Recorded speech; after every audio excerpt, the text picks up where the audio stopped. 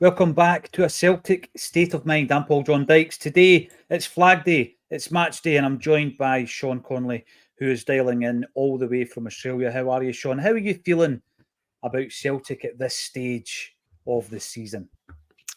Well, at the moment we've not lost a game of football. We've not conceded any goals, so it's all positive in that sense.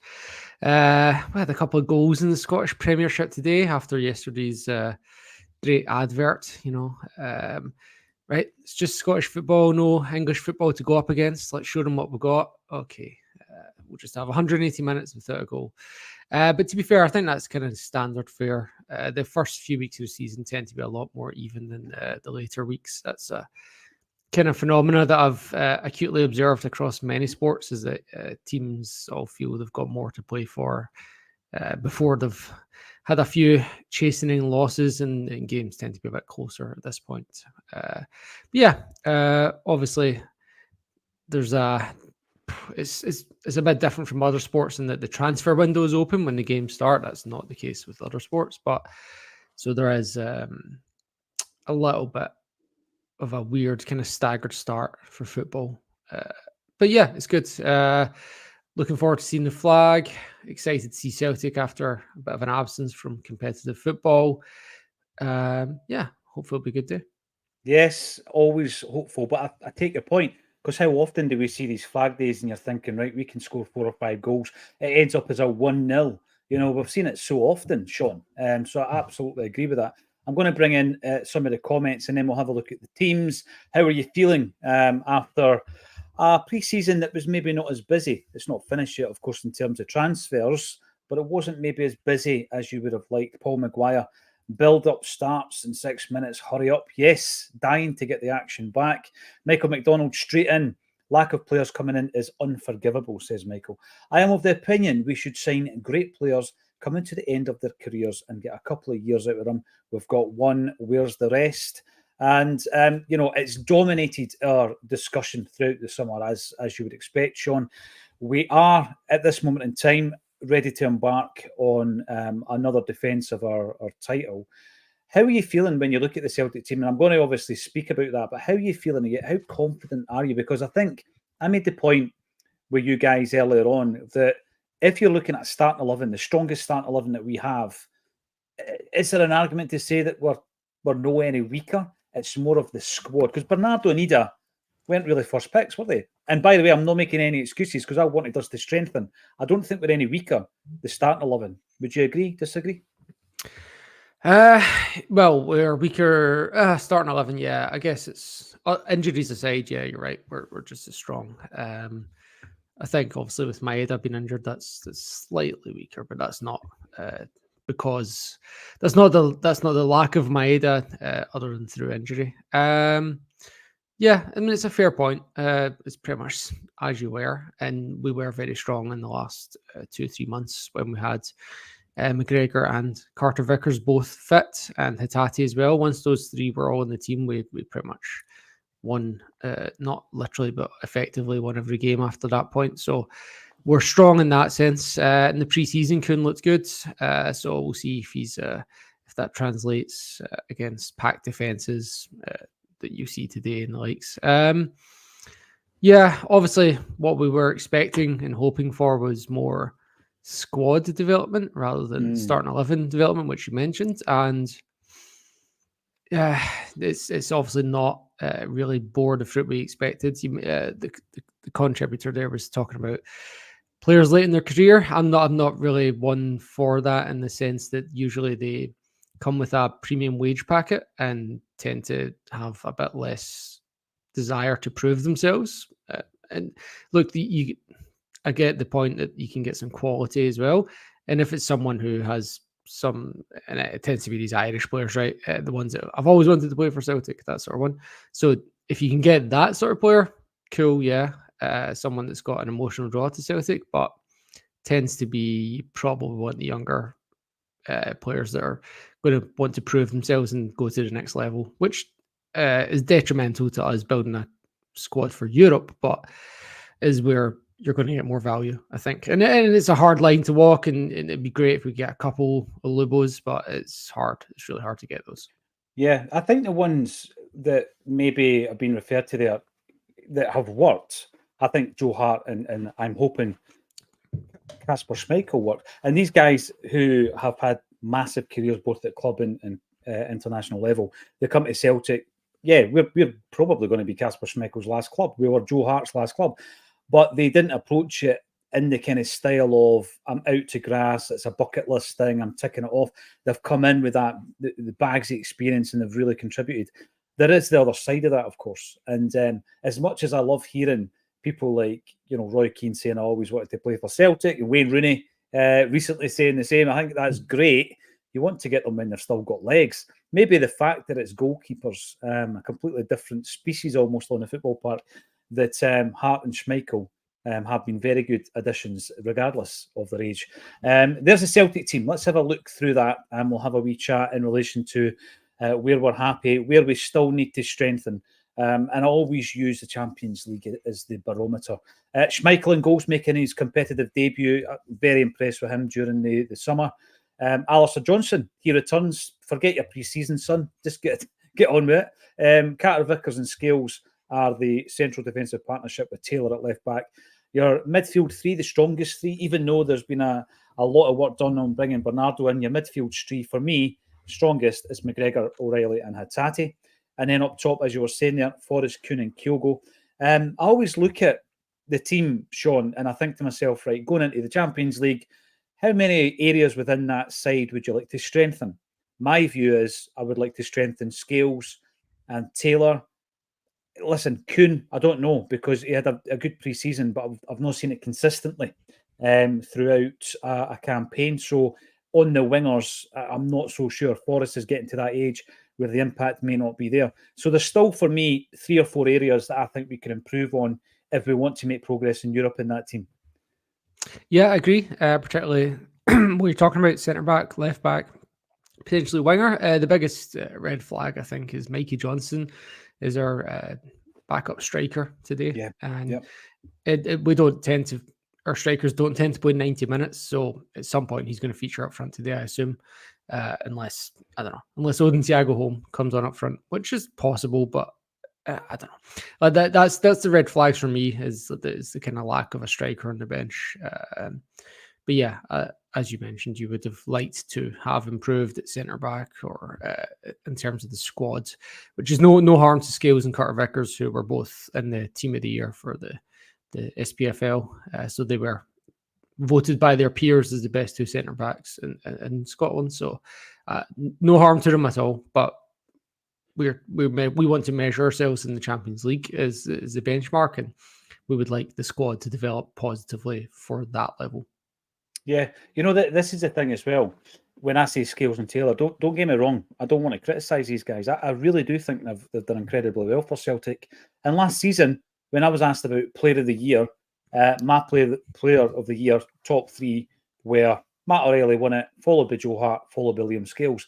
Do I think Liam Scales is a better player than Carter Vickers? No, nowhere near it. But last season, he was deserving of that kind of accolade and praise, I think, from myself, and I know other people agree and disagree. I think that the time has come where we strengthen it. We want to make a real fist of it in Europe. Jungle Lion, I hope you're feeling better. We have also been hit on the Acsom team with a bit of COVID. The bench looks a bit bare. So who's on the bench then? We've got Cine Salo, obviously the new recruit from, I was going to say Exeter City, Aston Villa, although he did play on loan at Exeter for a season and played really well. Lewis Palmer, some might have thought he would have started. He did okay during the pre-season games. You've got Yang, for me, big question mark over Yang this season. Holm, if he's going to do it, I would like to see him developing this season. Timoke, he seems to be the under-the-radar kind of player that comes in, does a job, never really a starter. Bernardo, I'm delighted he's in. Ralston, great backup. Welsh, I think, is a good backup, although there's still interest in him. And as you said, the Mikey Johnson scenario where I think half jokingly somebody mentioned that he's going to be our backup striker during that pre-season, and here we are. That's exactly what he is. The joke was not a joke. The joke was on us. Ida, yeah. We've obviously been watching his progress with a keen eye. Norwich City played St. Pauli in a pre-season friendly.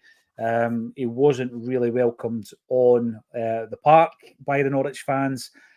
football fans are fickle, Sean. I mean, it's not like, if, for example, the deal didn't happen, it's not like he can't walk down Norwich High Street if they have one ever again. It's not as bad as that. They're just a wee bit unhappy that he seems to want to move to Celtic. But I do think we need to get that job done.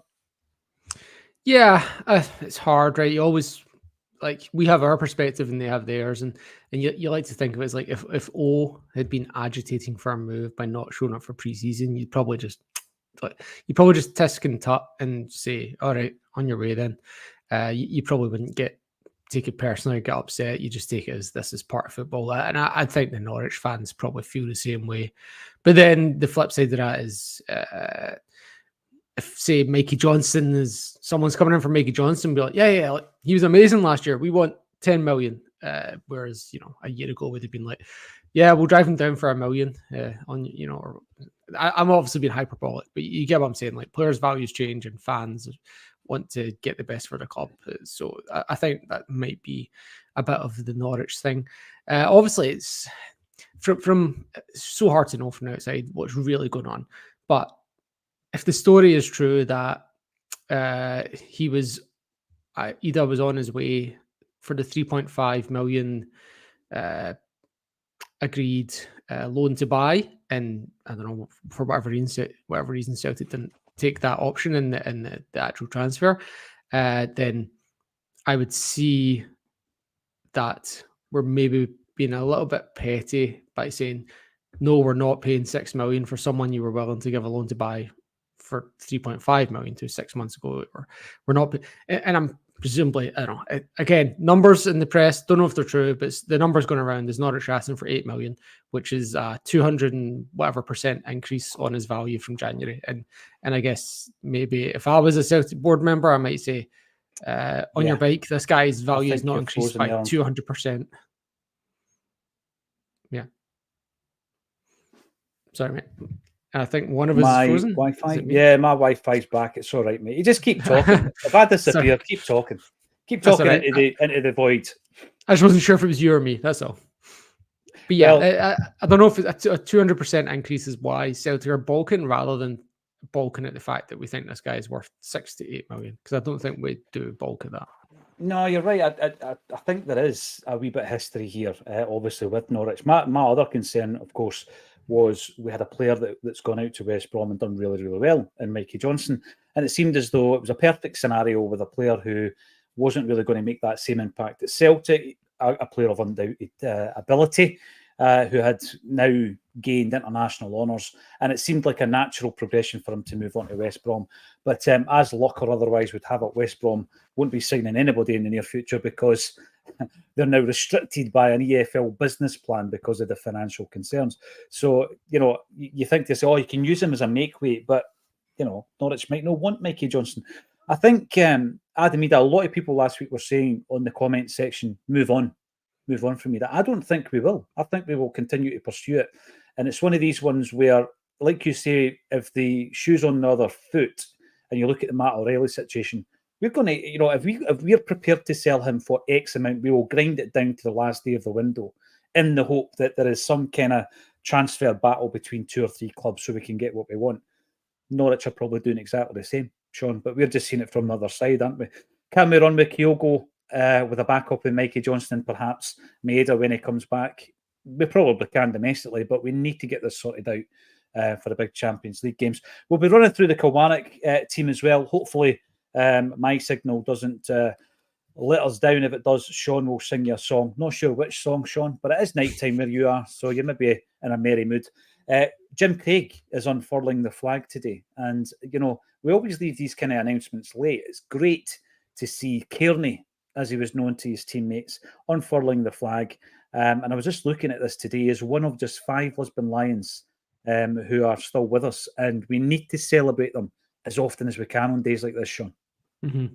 Is Jim still doing the job at Celtic Park at the number 7? I used to do some bar shifts up there, and it was always good hosting up there. Him and the likes of Tom Boyd as well, and Bertie Auld used to do it. I think Jim Craig's been there at least 20 years, assuming he's still doing it, but he was there. Remember, he used to be on Celtic TV. He used to do the games on Celtic TV. I don't actually remember that. No, that was a while back. Yeah. Yeah, it's been a while. I think it's been Jerry for a while now. So, but yeah, it is great.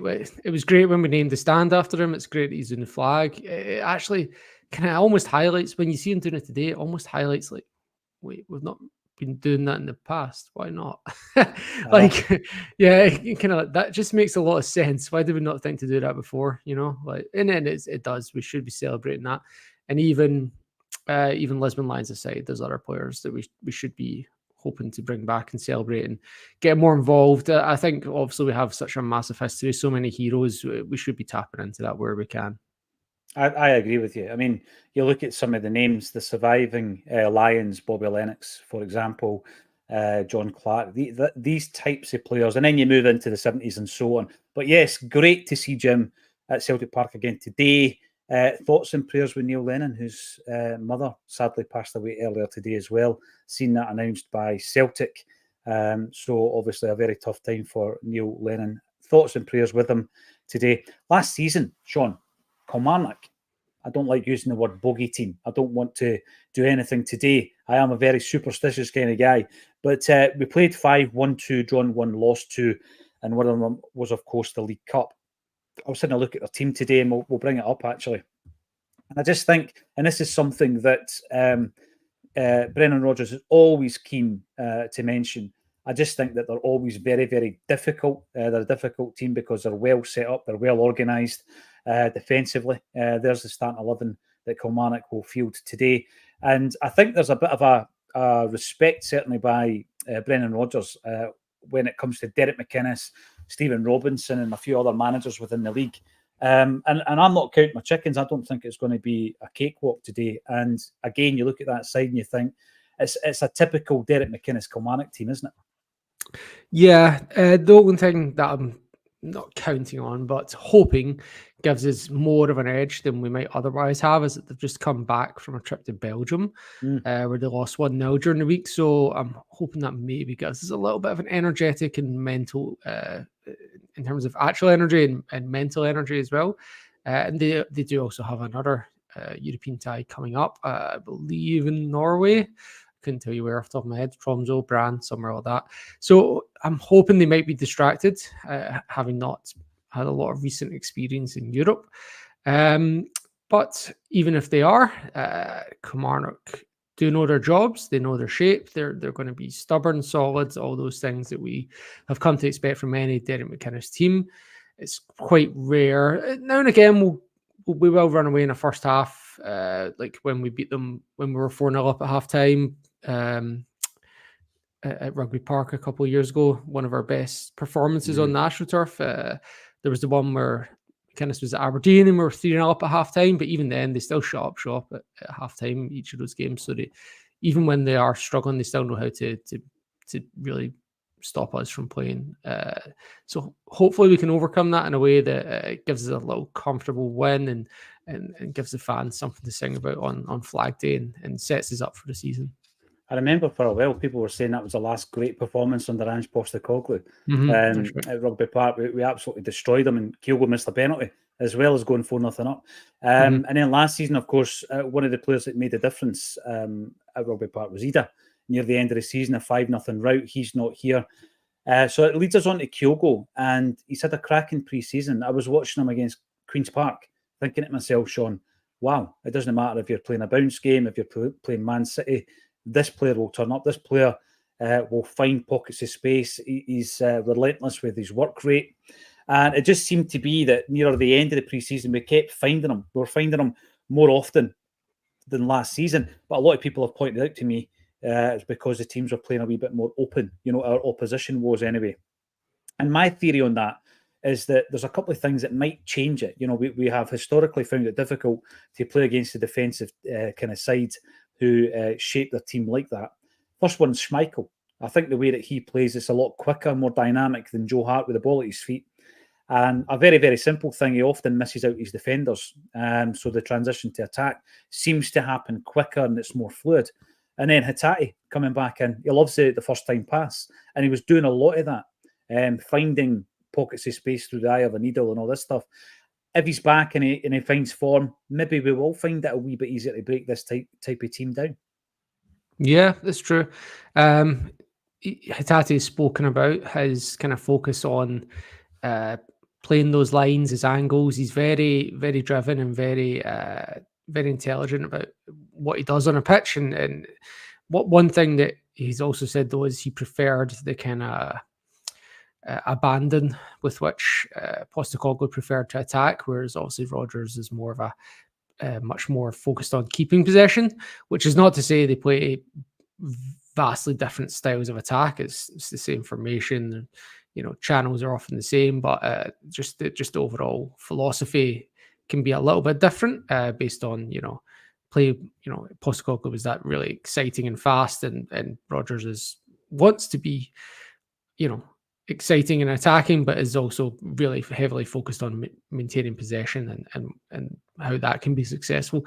And I believe, and I don't know, the proof will be in the pudding this year. I think we'll get a really strong judgment this year. If that is my belief, that will benefit us more in Europe, having that focus. And I think that's been an explicit aim stated by McGregor and Rodgers this summer. They've both talked about the desire to do well in Europe this year, and I do believe that focus on possession is really geared towards us succeeding in Europe. And my only concern is how the squad is geared towards Europe, but certainly the style of play is geared towards it, whether the squad is or not.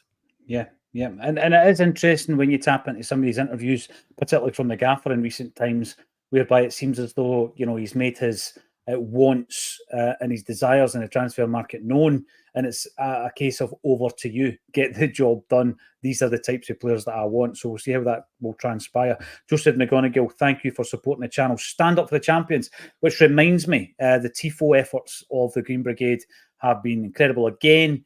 I've seen a few messages over the last few days asking people who, if they do get a chance for any reason to be in the stadium for a sneak peek, don't take pictures, don't let everybody see it, because part of the allure is the fact that nobody really knows what it's going to be. So well done to the Green Brigade and everybody involved. Also, I want to mention this, dropped through my door yesterday, the bold Rudy. We have a right good laugh talking about our experiences of Rudy Vata for the charity games, because he is so brutal to people like me who never claimed to be able to play football, because even for a bounce game, we've got to win. Love it. So I'm looking forward to reading that book. That's going to be launched very, very soon.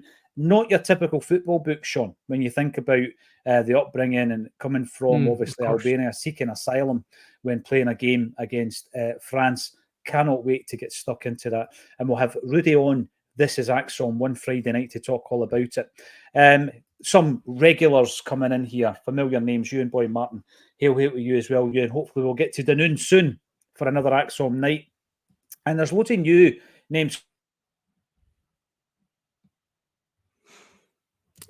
Sorry, Paul, I think you're frozen there, so I'm just going to talk over you. Tributers as well. Sorry, I'm back. No, you're back now. I love that. I love the fact that you can just pick up on the fact that someone's interfering with my Wi-Fi. Wahid Bob, hang on. Did this lad say the transfer window is open? Oh, wow, can't wait. Yes. But one thing, and I do continually bring this up, the first thing I would say from Gaddafi's Semtex is McCowan. Luke McCowan's a very good player. I'm not taking that away from him. He was one of Dundee's best performers last season. I don't think...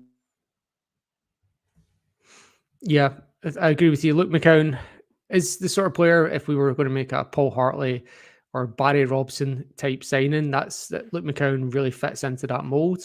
But again, the question at that point would be, is that showing the ambition to do well in Europe? If we sign Danny Armstrong, he's a great winger, and he's probably would do it really well for us in Scotland. But the question, again, from the fans would be, we've got this money, is that showing the ambition to do well in Europe? I don't actually have an answer to these questions.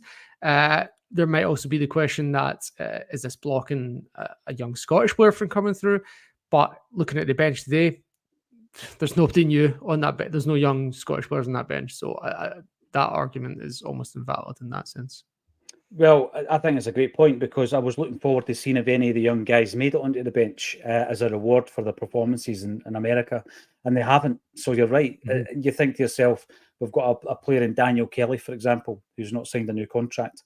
If after a couple of seasons in and around the first team, would we see his full potential probably. But if you bring in another player who I don't think is going to improve us for Europe, it probably does block a young player's progression. Great show on Friday, says Jerry Burns. Thanks for tuning in. Simon Weir was our special guest on This Is Acsom, which is our weekly show, fully produced video content. So join us every single Friday night for that. Mark McMonigal, thoughts to Neil Lennon and his family, absolutely.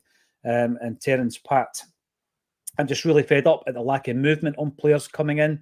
The board mentality is a disgrace. Spend money, look at our domestic dominance, and yet we have done nothing in Europe.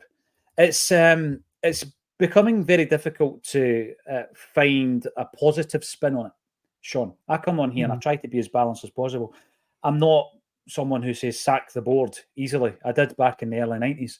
But I look at the scenario that we are in, and we could come up with every excuse in the book, and we could say that it's hard to sign it players at this level or the Euro. Listen, we're Celtic Football Club, and we're in the Champions League, and we don't have qualifiers, and there's a real chance that we could make it into the top 24 of a 36-team group, but we won't do it unless we strengthen. It's as simple as that. And Brendan Rodgers has obviously given some signing targets to Michael Nicholson and Chris Mackay to get the deals done. They've just got to get it done. I don't want us to be held to ransom, but at the same time, Sean, we need to improve the quality before. In fact, before the Derby game, never mind, before the Champions League game. Well, it's hard for someone with a family of four to find the thousands of pounds needed to buy 4 season tickets, merchandise, European packages, food and drinks on match days, but they find a way. So I would hope that the Celtic board can find some empathy and actually show what we want. And look, if we are hoarding this money for some reason, well, let's hear it. Let's hear about it. Are we redeveloping that stand? Are we getting this museum and hotel? Because right now all we're seeing is dividends to shareholders and a stagnation in Europe, if not a regression in Europe. Yeah, you're right. And by the way, I know that we're only a few minutes away from kickoff, and some people are tuning in to get the last few minutes of the build-up. Ewan Boy Martin, though, I know Ewan through his appearances on A Celtic State of Mind. He's just donated 20 quid on the YouTube and said, never forget what is important most in life, and that is family. So if we can help anyone in need, always do what you can. PJD, please donate this to wee Jamie Tierney. Hail, hail. Ewan, absolutely tremendous, awesome, mate. Thank you very much for that. It's always an absolute pleasure to have you on the show. And absolutely thoughts with Lenny and his family at this sad time as well. We are just about to embark on Acsom's 5th season of covering every single kick of the ball. And we've done all right. I think the first season was one to forget. But since then, we've done okay, Sean. And I do expect us to be strong enough today to get something a wee bit better than the 1-0, opening day kind of scraping a result that we have done in the past. I think we'll win fairly comfortably. What's your take on today? What's your prediction? Well, I'm just side-eyeing it right now, and we've absolutely won the TIFO for the season already. That's pretty spectacular what they've got going there with the big Celtic and 3D writing and the person holding the flag. It's excellent. I think today, I think we will win 3-1. I think Kilmarnock will get one, but I think we'll actually probably have more chances, and 3-1 will probably actually flatter Kilmarnock. But I think it's going to be that kind of game. Start season, not quite as sharp, but fans behind us. I think we'll win 3-1.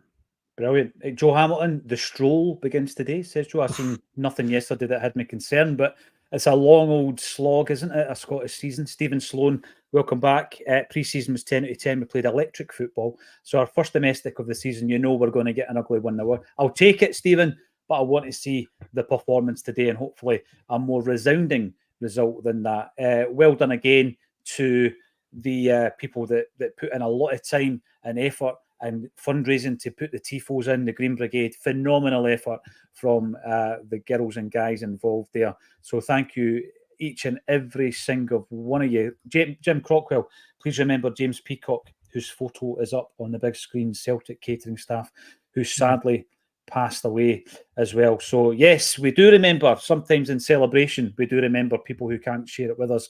And today is one of those days. Edwards, Moore, 4-0 Celtic, I think. Edward, I am getting that vibe as well. I know I can get a custard pie for saying that. But yes, I'm feeling quite confident today. Let's go and join the action and see how we get on. Enjoy Flag Day, and hopefully it's the beginning of another successful season. Thank you, Sean Connolly, for joining me on A Celtic State of Mind.